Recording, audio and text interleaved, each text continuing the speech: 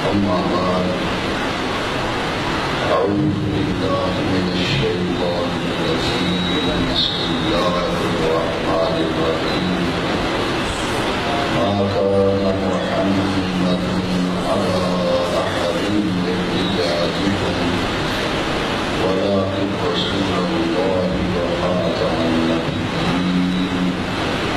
وكان الله بكل شيء عليما صدق الله العظيم.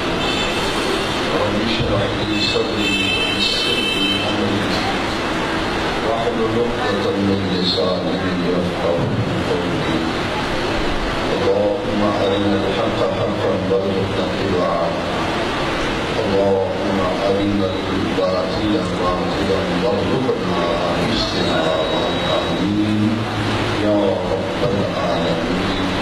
بجاه سيد المرسلين صلى الله تعالى عليه وعلى آله وأصحابه وبارك وسلم. مقتدر علماء کرام، برادران ملت اسلامیہ، ماہانہ درس قرآن و حدیث کی بابرکت اور نورانی تقریب سعید میں ہم سب کو حاضری کا شرف حاصل ہو رہا ہے۔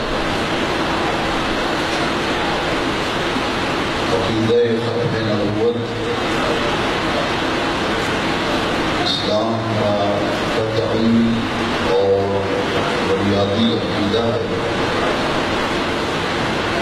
جو قرآن مجید کی نص سے ثابت ہے، اور عقیدہ ختم نبوت قرآن مجید کی آیات عدیدہ اور سیاق صحیحہ میں سے بکثرت احادیث مبارکہ سے ثابت ہے۔ سیاق کی بکثرت احادیث جو حد تواتر تک پہنچتی ہیں ان سے عقیدہ ختم نبوت ثابت ہے، اور جو عقیدہ ختم نبوت کا انکار کرے وہ ایمان سے خارج ہو جاتا ہے اور دائرہ اسلام سے نکل جاتا ہے۔ جو اسلام کے اس قطعی اور بنیادی عقیدے کا انکار کرے۔ عقیدہ ختم نبوت یہ ہے کہ ہمارے پیارے آقا حضور صلی اللہ علیہ وسلم اللہ کے سب سے آخری نبی اور رسول ہیں۔ قیامت تک آپ کے بعد کوئی نیا نبی پیدا نہیں ہوگا، اور قیامت تک کوئی کتاب نہیں آئے گی، قیامت تک کوئی اور شریعت نہیں ہوگی۔ نبی کریم علیہ السلام آخر الانبیاء ہیں، خاتم النبیین ہیں، اور آپ پر نازل ہونے والی عظیم الہامی کتاب قرآن مقدس یہ اللہ کا آخری کلام، آخری پیغام اور اللہ کی آخری کتاب ہے، اور نبی کریم علیہ السلام کی امت یہ سب سے آخری امت ہے۔ یہ اسلام کا بنیادی قطعی عقیدہ ہے۔ اور سورہ الاحزاب کی آیت نمبر 40 میں عقیدہ ختم نبوت کو واضح طور پر بیان فرمایا گیا۔ اسی لیے تمام مفسرین کرام نے اسی آیت کریمہ سے استدلال کرتے ہوئے یہ نقطہ واضح فرمایا کہ یہ اسلام کا وہ عقیدہ ہے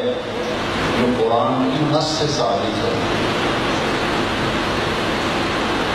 اس آیت مقدسہ میں جو خاتم النبیین کا لفظ استعمال کیا گیا،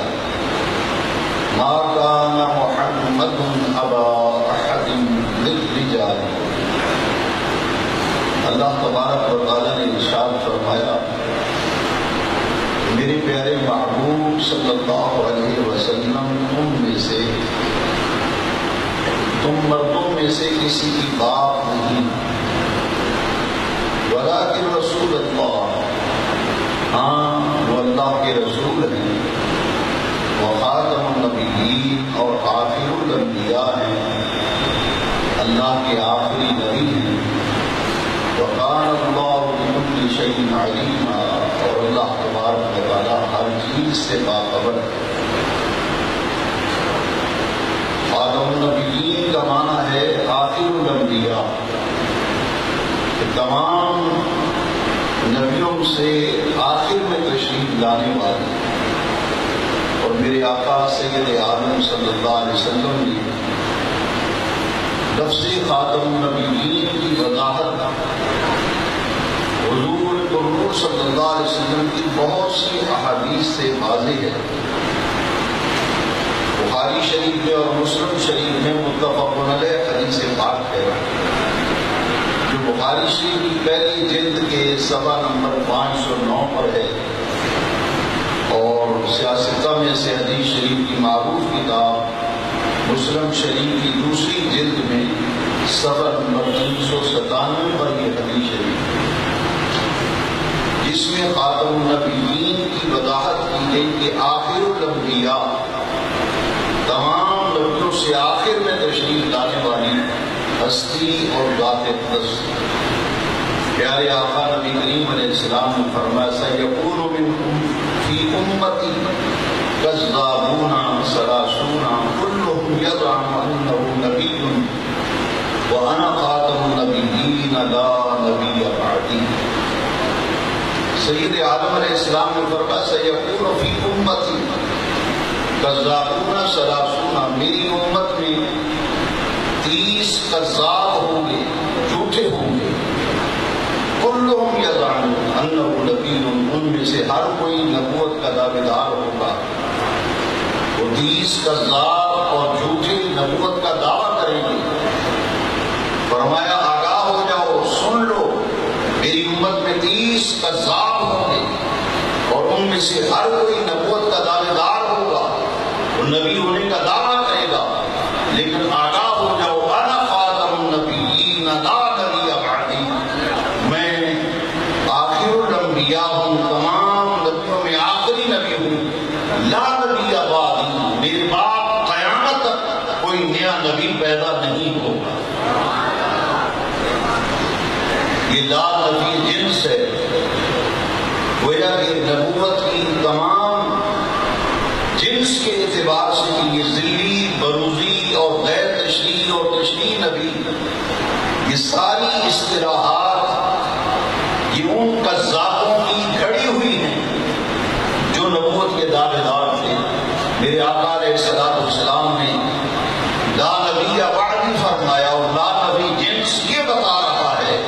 کہ نبوت کی ہر جنس کی نبی کریم علیہ السلام نے فرما دی کہ قیامت تک اب کوئی نیا نبی میرے بعد پیدا نہیں ہوگا۔ حضرت عیسیٰ علیہ السلام کی آمد کا جو حدیث شریف میں ذکر آیا، اس پر مغالطہ دینے کے لیے اس حدیث شریف کے حوالے سے وہ لوگ جنہوں نے نبوت کا دعویٰ کیا، انہوں نے کہا کہ حضور فرماتے ہیں لا نبی بعد، میرے بعد کوئی نبی نہیں، حالانکہ عیسیٰ علیہ السلام آئیں گے۔ تو میرے آقا علیہ السلام کی اس حدیث شریف کا مفہوم محدثین نے سمجھایا کہ دراصل معاملہ یہ ہے کہ حضرت عیسیٰ علیہ السلام تو پہلے نبوت پا چکے ہیں، وہ پہلے نبوت پا چکے ہیں، اور جب وہ قرب قیامت میں تشریف لائیں گے تو وہ نبی کریم علیہ السلام کے امتی کی حیثیت سے تشریف لائیں گے، اور پیارے آقا نبی کریم علیہ السلام کی شریعت مطہرہ کے مطابق احکام بیان کریں گے، اور نماز حضور سید عالم علیہ السلام کی قبلہ کعبہ قصبہ کی طرف منہ کر کے نماز پڑھیں گے۔ لہذا اس حدیث شریف کا یہ مفہوم محدثین نے یوم اللہ تعالی سمجھایا کہ لا نبی بعدی کا اصل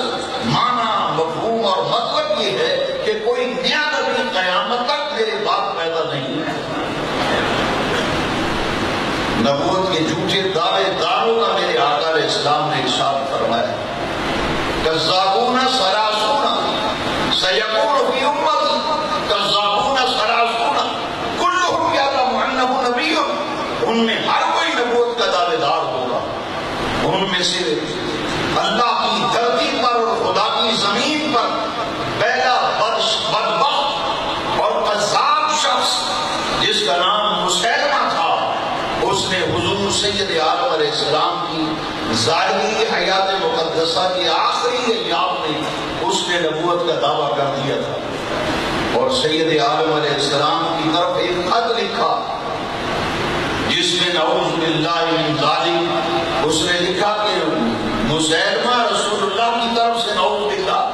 محمد رسول اللہ کی طرف، اور سید عالم علیہ السلام کو خط میں لکھا کہ آپ پر سلامتی ہو، مجھے آپ کی نبوت کے کار میں مجھے شریک کیا گیا ہے۔ میرے آقا علیہ السلام نے ارشاد فرمایا اس موقع پر انا خاتم النبیین، میں آخر الانبیاء ہوں، تمام نبیوں سے آخر میں آنے والا ہوں، لا نبی بعدی ولا کتاب بعدی ولا رسول بعدی ولا امت بعدی، میں اللہ کا آخری نبی اور آخری رسول ہوں، میرے بعد صبح قیامت تک نہ کوئی نیا نبی پیدا ہوگا، نہ کوئی نیا رسول پیدا ہوگا، نہ کوئی نئی کتاب آئے گی، اور نہ میری امت کے بعد کوئی امت ہوگی۔ میرے آقا علیہ السلام نے جب اس دنیا فانی سے پردہ فرمایا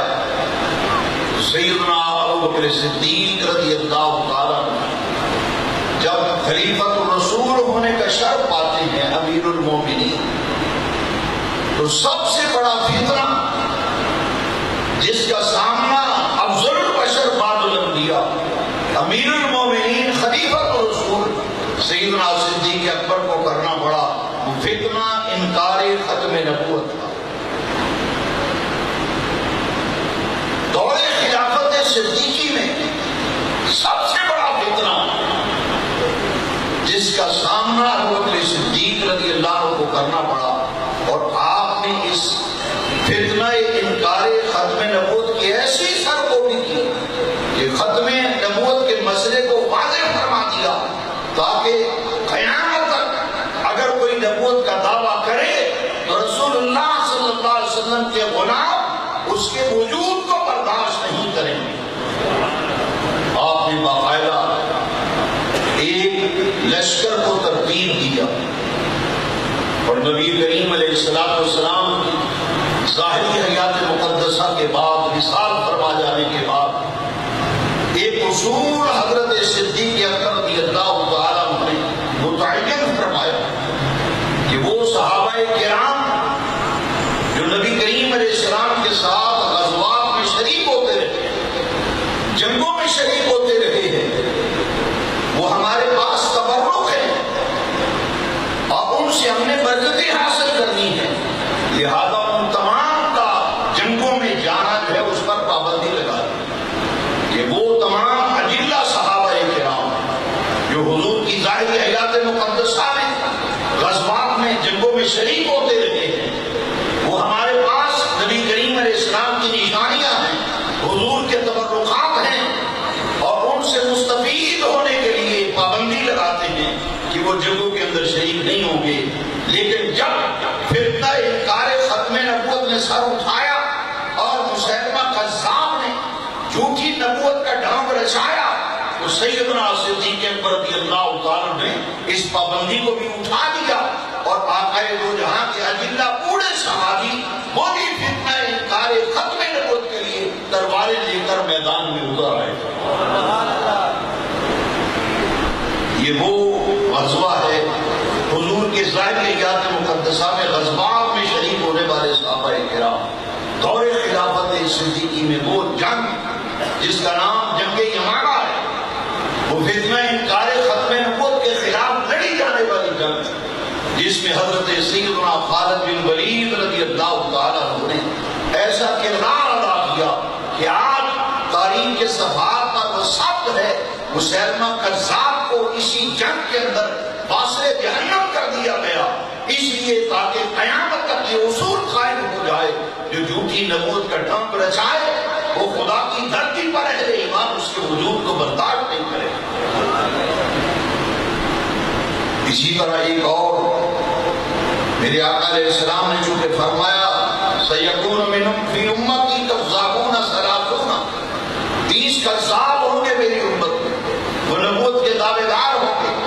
ان میں ایک بدبخت عورت جس کا نام سجاد تھا،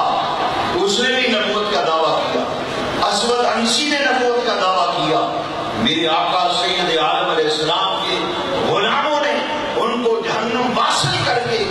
اس بات کو ثابت کر دیا کہ اسلام کا قطعی عقیدہ ختم نبوت یہ مسلمانوں کی رگ رگ میں نس نس میں ہے، اور ہم اس دھرتی پر ختم نبوت کے انکار کرنے والے اور نبوت پہ ڈاکہ ڈالنے والوں کا وجود برداشت نہیں کر سکتے۔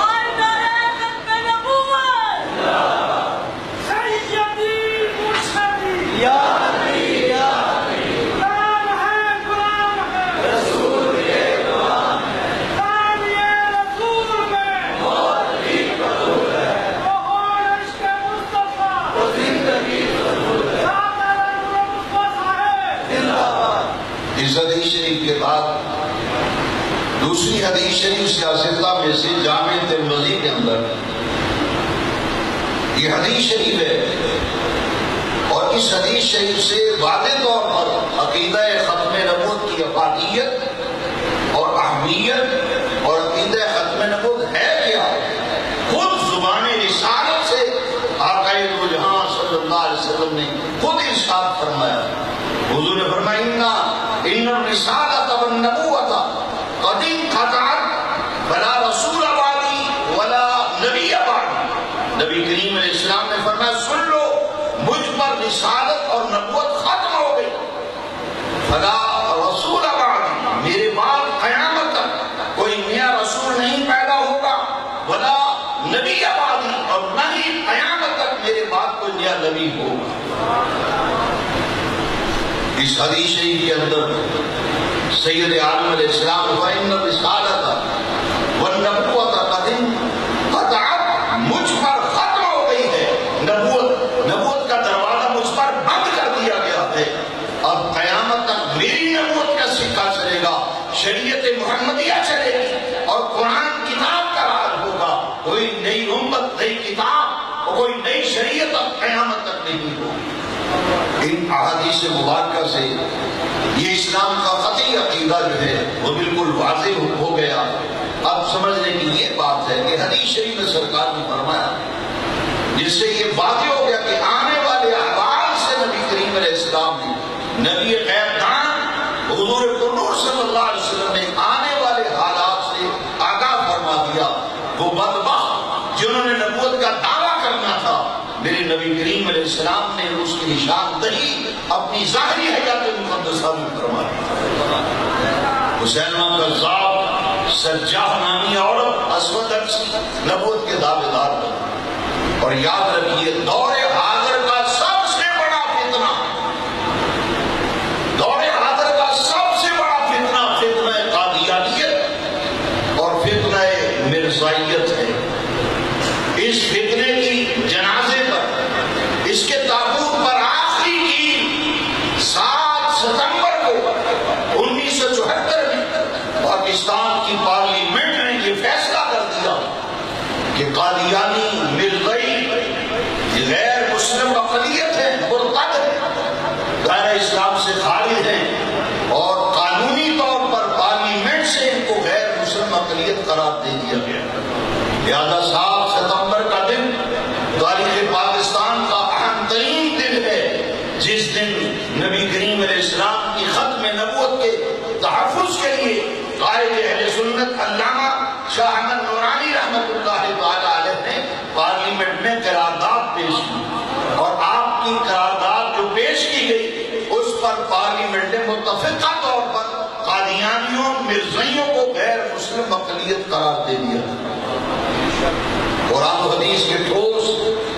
دلائل براہین کے بعد پاکستان میں آئینی اور قانونی طور پر قادیانی مرتد ہیں، خارج از دائرہ اسلام ہیں، لیکن اس کے باوجود ان کی کی سرگرمیاں خفیہ طریقے سے اندر کھاتے چلتی ہیں، جس سے وہ مسلمان بھولے بھالے جو حقائق سے آگاہ نہیں ہوتے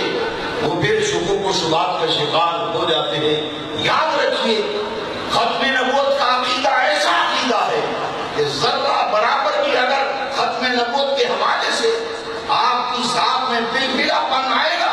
تو آپ ایمان سے اپنا ہاتھ دھو بیٹھیں گے۔ اپنا عقیدہ مضبوط رکھو کہ سورج مغرب سے طلوع ہو سکتا ہے مگر میرے مصطفیٰ کا فرمان غلط نہیں ہو سکتا۔ سرکار نے فرمایا لا نبی بعدی ولا رسول بعدی ولا کتاب بعدی ولا امت بعدی، میرے بعد نہ کوئی نبی پیدا ہوگا نہ رسول پیدا ہوگا نہ کوئی کتاب آئے گی نہ کوئی میرے بعد امت ہوگی۔ یہ ختم نبوت کا عقیدہ ہمارے دل پر نقش ہو چکا ہے اور اس کو اس طریقے سے پھیلاؤ کہ یہ میرے آقا علیہ السلام کی ختم نبوت کے تحفظ کے لیے مجاہد بن کر جہاں جہاں یہ فتنہ سر اٹھائے عقیدہ ختم نبوت کی اہمیت کو واضح کر دیا جائے۔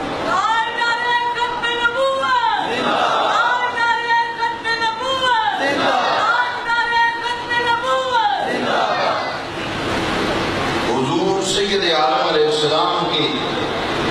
ظاہری حیات مقدسہ میں جتنی جنگیں لڑی ہیں،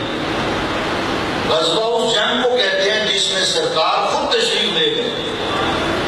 اور سریہ اس جنگ کو کہتے ہیں جو حضور کے زمانے میں لڑی گئی مگر حضور کسی وجہ سے اس میں تشریف نہ لے جا سکے۔ وہ غزوات ہوں یا سریات ہوں، ان تمام غزوات و سریات میں جتنے صحابہ کرام شہید ہوئے تھے ان کی تعداد بہت قلیل تھی، لیکن اس جنگ یمامہ میں کثرت کے ساتھ اجلہ صحابہ کرام شہید ہوئے۔ کیوں؟ انہوں نے کہا کہ اب مسئلہ آ گیا ہے ختم نبوت کا، اس پر اپنی جان لڑا دیں گے۔ چنانچہ اجلہ صحابہ کرام نے مسئلہ ختم نبوت کی اہمیت کو قیامت تک واضح کرنے کے لیے، عقیدہ ختم نبوت کی حقانیت کو واضح کرنے کے لیے اجلہ صحابہ کرام نے اس جنگ کے اندر جام شہادت نوش کروایا۔ دور حاضر کا سب سے بڑا فتنہ مرزائیت،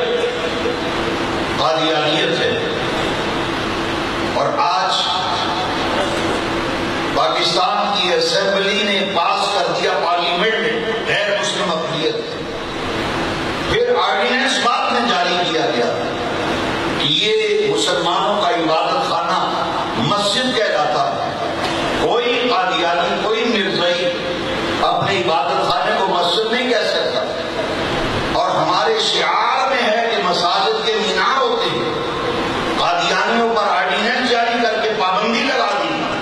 کہ وہ اپنے معبد کے مینار نہیں بنا پائیں گے، محراب نہیں بنا پائیں گے، وہ شکل و صورت جو مسلمانوں کی مساجد کی ہے وہ اختیار نہیں کر پائیں گے، اسلامی شعار کا استعمال نہیں کریں گے۔ یہی وجہ ہے کہ جہاں قادیانیوں کے مکانات و دکانوں پر کلمہ طیبہ لکھا ہوتا ہے وہاں گورنمنٹ کو آگاہ کیا جائے کہ وہ کلمہ طیبہ وہاں سے اٹھا کر کے احترام لے جاتے ہیں کہ انہیں استعمال کرنے کا حق ہی نہیں، یہ اسلامی شعائر میں سے۔ اس لیے کیا پارلیمنٹ سے چونکہ آئینی اور قانونی طور پر یہ بات پاس ہو گئی، اب ہماری ذمہ داری بڑھ گئی کہ اب فتنہ ختم نبوت، انکار ختم نبوت، فتنہ انکار ختم نبوت، اس کی حقیقت کو سمجھیے کہ مرزا قادیانی برپا یہ 1835 میں پیدا ہوا اور 1908 کے اندر یہ واصل ختم ہوا، اور یاد رکھیے یہ ایسا ناپاک وجود تھا کہ 1866 میں سیالکوٹ کے ڈپٹی کمشنر کے دفتر میں ایک کلرک بھرتی ہوا تھا۔ 1866 میں ڈپٹی کمشنر سیالکوٹ کے دفتر میں کلرک بھرتی ہوا،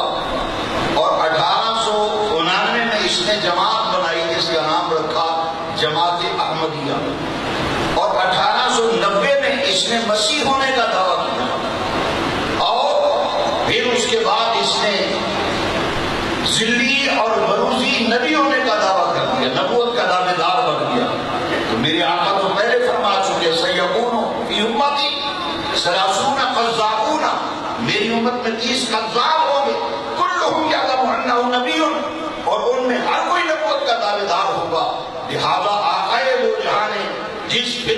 نشاندہی فرمائی تھی، ان میں سے دور حاضر کا یہ عظیم فتنہ قادیانیت اور مرزائیت ہے کہ اس جماعت کے سربراہ مرزا دجال قادیانی نے پھر نبوت کا دعویٰ کر دیا۔ اور یاد رکھیے یہ تاریخی ریکارڈ ہے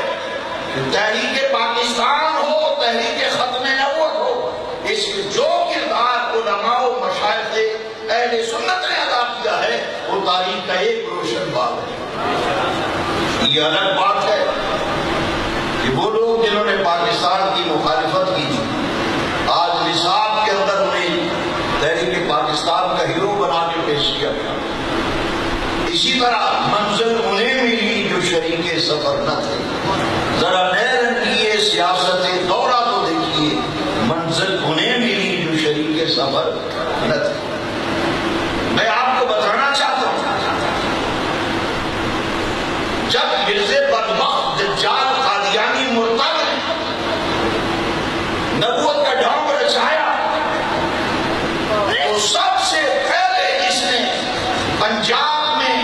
قادیانیوں کے کافر خارج از دائرہ اسلام ہونے میں فتویٰ دیا تھا، وہ لاہور کے قطب مولانا غلام قادر دیلوی تھے رحمۃ اللہ علیہ، جنہوں نے سب سے پہلے فتنہ قادیانیت کی سرکوبی کے لیے فتویٰ جاری کیا۔ اور تاجدار گولڈا شریف حضرت اعلیٰ پیر سید میر علی شاہ صاحب رحمت اللہ تعالی علیہ نے 1899 میں فتنہ قادیانیت کی سرکوبی کے لیے آپ نے یکے بعد دیگرے آپ نے 3 کتابیں رد قادیانیت اور رد مرزائیت پر حضرت اعلیٰ پیر سید میر علی شاہ صاحب گولڈ نے 3 کتابیں تصنیف فرمائی تھی۔ سب سے پہلا فتویٰ قطب لاہور مولانا غلام قادر دیلوی نے دیا، اور حضرت اعلیٰ پیر میر علی شاہ صاحب نے شمس الہدایہ اور ہدایت الرسول اور سیف چشتیائی، یہ پیر میر علی شاہ صاحب کی فتنہ قادیانیت کے خلاف وہ کتاب ہے گویا کہ ایسا کہ آخری کیل ہے وہ تابوت کے اندر ٹھاپ دیا ہے حضرت اعلیٰ پیر میر علی شاہ صاحب رحمۃ اللہ علیہ۔ اور آج بھی دیال سنگھ لائبریری میں، دیال سنگھ پبلک لائبریری لاہور میں، پنجاب یونیورسٹی کی لائبریری میں اور قائد اعظم لائبریری میں آج بھی ریکارڈ موجود ہے کہ لاہور کی سرزمین پر مبالغہ کرنے کے لیے مرزا دجال کو للکارا حضرت اعلیٰ پیر میر علی شاہ صاحب رحمۃ اللہ علیہ، اور اس بدبخت کو مبالغے کے لیے سامنے آنے کی ضرورت ہوگی۔ آپ نے فرمایا پریشان نہ ہو، 24 گھنٹے میں فیصلہ ہو جائے گا، 24 گھنٹے میں فیصلہ ہو جائے گا۔ آج بھی ریکارڈ پر یہ موجود ہے کہ 24 گھنٹے گزرنے نہ پڑے تھے کہ مرزا دجال بیت الخلا کے اندر موت کی آغوش میں باندھ جاتا حضرت اعلیٰ پیر میر علی کا صاحب اور سیدی اعلیٰ حضرت امام شاہ احمد رضا خان قاضی و محدث بریلوی رہنا۔ مجھے حیرت ہوتی ہے جس طرح بہت سے معاملات میں لوگ ٹھیکیدار پیدا ہو جاتے ہیں کہ کیا کام کیا ہے ختم نبوت پہ، یہ یا رسول اللہ کہنے والے، میلاد کا حلوہ کھانے والے، انہوں نے کیا کیا ختم نبوت کا کام؟ میں نے کہا لاؤ آج بھی پاکستان کے اخبارات، سن 53 کے اخبارات اٹھا کے دیکھو، آج بھی ریکارڈ دبا ہے، دنیا صحافت للکار کے کہہ رہی ہے کہ ہمارے اقابر میں سے 2 علماء ایسے ہیں جنہیں فتنہ انکار ختم نبوت کی سرکوبی اور تحفظ ختم نبوت کی خاطر 2 شخصیتیں ایسی ہیں جن کو پھانسی کا حکم سنا دیا گیا۔ آج میری نوجوان نسل کو نہیں پتا، دینی مدارس کے طلباء کو نہیں پتا، اکثر و بیشتر علماء کو نہیں پتا۔ موجودہ دور میں کئی علماء سے، مدارس کے طلباء سے پوچھتا ہوں کہ بتاؤ ہمارے اکابر اسلاف میں سے وہ کون 2 بزرگ ہیں جن کو سزائے موت سنائی گئی، پھانسی کی سزا سنائی گئی؟ کہتے ہمیں پتا نہیں۔ میں نے کہا جب آپ کو پتا نہیں تو مخالف تو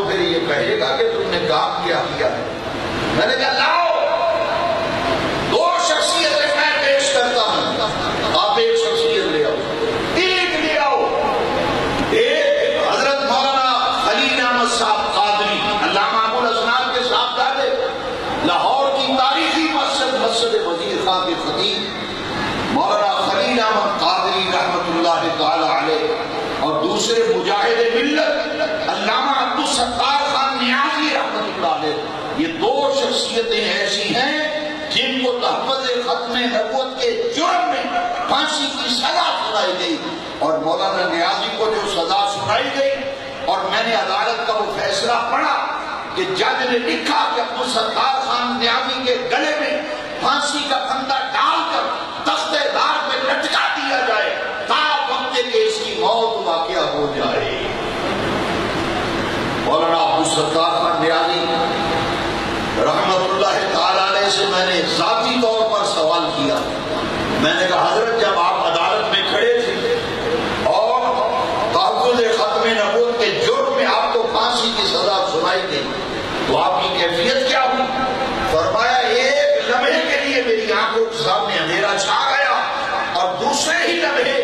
میں سمجھ گیا اور میری زبان پر اعلیٰ حضرت کا شعر جاری ہو گیا، کروں تیرے نام پہ جان فدا، یا رسول اللہ کروں تیرے نام پہ جان فدا، نہ بس ایک جان دو جہاں فدا، دو جہاں سے بھی نہیں جی بھرا، کروں کیا کروڑوں جہاں میں۔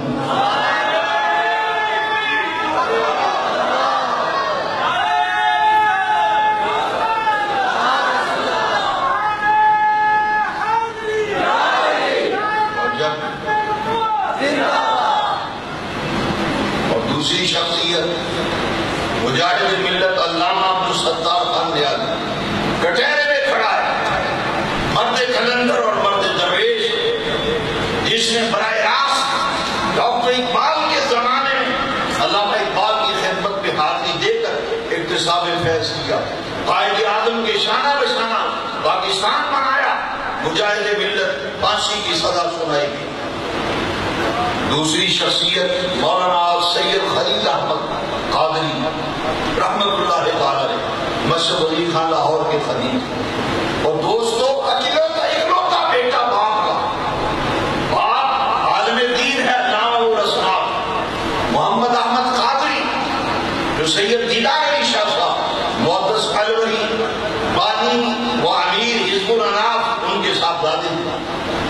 باپ جیل میں ہے، کراچی جیل میں 3 سال ہمارے اکابر علماء میں سے حضرت علامہ سید ابوالاسناد سید احمد قادری کو 3 سال کراچی کی جیل میں بند رکھا گیا اور 3 سال کا عرصہ مجاہد نے جیل کے اندر گزارا۔ آپ جیل کراچی میں تھے تو سنتری نے آ کر خبر دی، اس نے کہا کہ مولانا آپ کا بیٹا اکلوتا بیٹا ہے خلیل احمد قادری، اس کو پھانسی کا حکم ہو گیا ہے ختم نبوت کے جرم میں، تحفظ ختم نبوت کے جرم میں۔ علامہ ابوالاسناد نے پتہ کیا کہا یہ تو ایک خلیل احمد ہے، اگر محمد احمد کو اللہ تعالیٰ 5 خلیل احمد دیتا تو 500 کے 500 نبی کی ختم نبوت کے تحفظ پہ قربان کر دیتا۔ آپ دیدہ ہو گئے، آنکھوں میں آنسو آئے، آسمان کو دیکھ کے کہا مولا ایک ہی بیٹا ہے میرا، وہ تیرے پیارے محبوب نبی کی ختم نبوت کی تحفظ میں اگر قربانی تیری بارگاہ میں قبول ہو جائے تو یہ سستا سودا ہے۔ یہ تو اللہ کریم کا کرم ہوا کہ رحمت کائنات نے جس دن علامہ نیازی کو پھانسی دینی تھی، خلیل احمد قادری رحمت اللہ علیہ کو پھانسی کے تختے پہ لٹکانا تھا، 2 دن قبل ان کی رہائی کے آرڈر لے کر جیل کا سپرڈنٹ موت کی کال کوٹھی میں آیا اور کال کوٹھی کے دروازے پہ سپرڈنٹ کھڑا ہے، ہاتھ میں کاغذ پکڑے، مولانا نیازی کہتے ہیں میں نے کہا کوئی نیا آرڈر سنانے والا ہے؟ علامہ نیازی نے کہا سنو، جیل تو کیا چیز ہے، ہم مسکرائیں دار پر، دار پھانسی کو کہتے ہیں۔ علامہ نیازی نے کہا جیل